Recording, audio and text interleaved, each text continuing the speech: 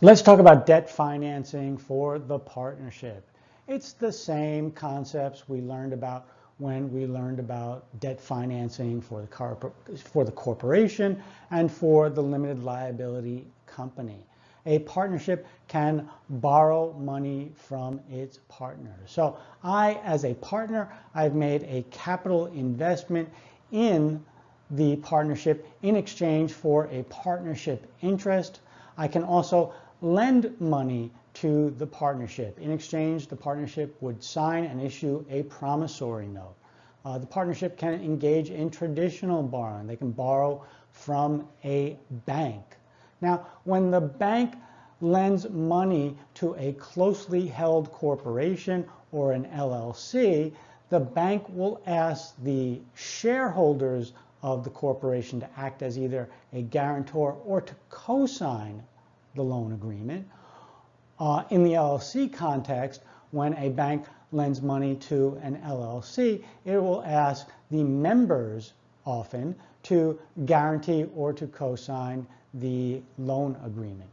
In the partnership context, when a partnership borrows money from a bank, you might say, well, there's no need to ask the partners to guarantee or co-sign the loan because the partners bear personal liability for the debts of the partnership.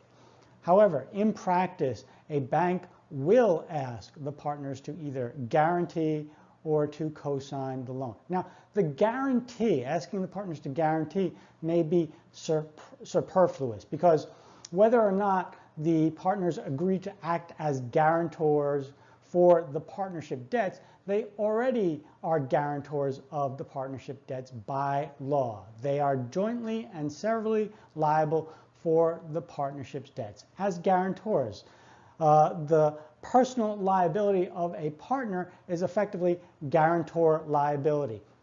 The creditor must first go against the partnership assets, must seek recovery against the partnership assets. If the partnership assets are not sufficient, then they can seek recovery from the partners. So the partners effectively act as guarantors of the partnership's obligations. And so that's already there. There would seem to be no reason for the bank to ask for the partners to sign a separate agreement promising to act as guarantors, but they will, just to have a paper trail. Now, what the bank really wants is for the partners to be co-obligors. And if they're co-obligors, if they co-sign the loan agreement, then they will be equally liable with the partnership for the partnership's debts. So if the partnership defaults on the loan, the bank does not need to seek recovery against the partnership. It could seek recovery against any one of the partners because the partners have co-signed the loan. They have agreed to act as co-obligors. Finally, a partnership can also issue debt securities. All right, let's talk about securities regulation and the partnership. It's the same issue we discussed with respect to the LLC. Is a partnership interest a security? It is not stock. We know that under federal law clearly says that stock in a corporation is a security, but a membership interest in an LLC is not stock, and a partnership interest in a partnership is not stock. So is it a security? We know that federal securities law has a catch-all provision, an investment contract. And so the question is a partnership interest an investment contract? We know the Howey Test. We said that the Howey Test, we're not going to get into the full analysis of the Howey Test, but the most important part of the Howey Test is asking whether the investment is a passive investment. Generally, partners have the right to participate equally in the management of the business of the partnership, and so it will not be considered a passive investment. Because it's not a passive investment, it won't be a security. However, if you are a limited partner, right? Remember what a limited partnership is? A limited partner has general partners who are active in management.